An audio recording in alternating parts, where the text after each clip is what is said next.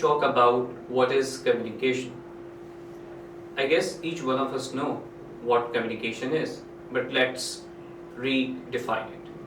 Generally अगर हम बात करें communication की, तो जो common definition हमें books में मिलती हैं या मुख्तलिफ इंटरनेट की वेबसाइट्स में मिलती हैं, that says that communication is a bilateral process. It's a two-way process.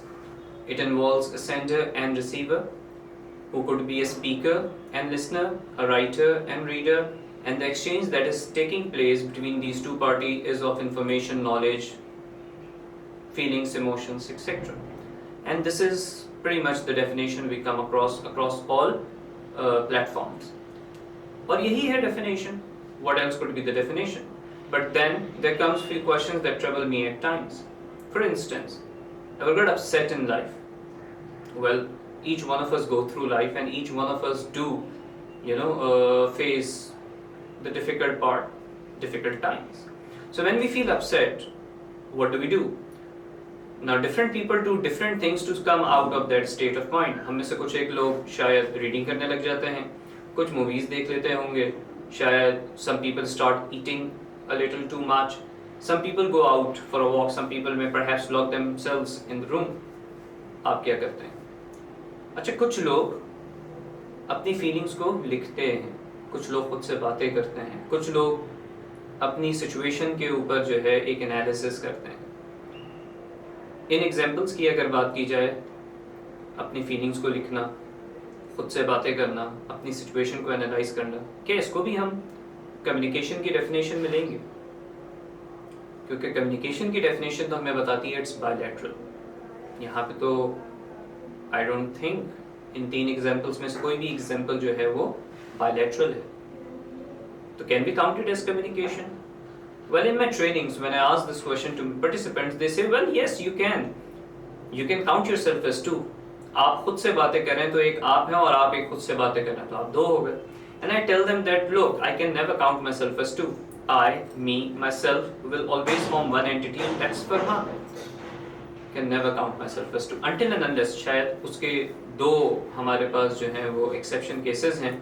For instance, I develop a split personality disorder. कुछ लम्हों के लिए मैं ना रहूँ, let's say, and I turn Rehan from Farhan, and Farhan साहब has absolutely no idea what Rehan साहब has said or done. तो शायद I may count myself as two. या फिर वो जो हम old Indian movies में देखते थे, that she's sitting और आप खुद में से बाहर निकल के आएगा on the name of your conscience, Zamir, and you start pricking yourself, खुद से बातें करना आपने शुरू कर दी. If you have ever had that experience, by the way, please don't share it with anyone. That's not a safe experience to share.